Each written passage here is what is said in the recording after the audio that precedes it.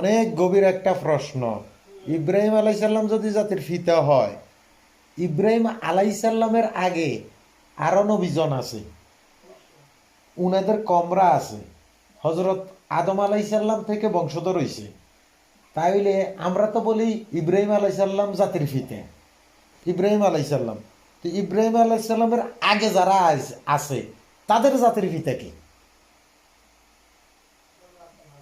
তাইলে প্রশ্নটা দাঁড়াইলো ইব্রাহিম আলাইসাল্লাম জাতির পিতা কিভাবে হইল? তাইলে এর আগের মানুষগুলা কি, ইব্রাহিম আলাইসাল্লাম তো দুনিয়াতেই আইয়া না, তাইলে এর আগের মানুষগুলা জাতির পিতা কারে কইব? এখানে অনেক বড় হিস্টোরি আছে,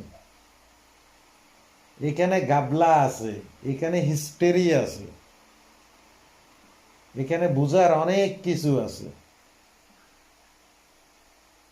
প্রশ্নটা কিন্তু খুবই জটিল একটা প্রশ্ন, আমাদের ইসলামিক, কিন্তু ইসলাম সম্পর্কে বলছে তুমি গবেষণা করো, জানার চেষ্টা করো, ঠিক আছে নি, সমস্যা নাই, সঠিকটা হয়তো কারো না কারো মাধ্যমে জানতে পারবে।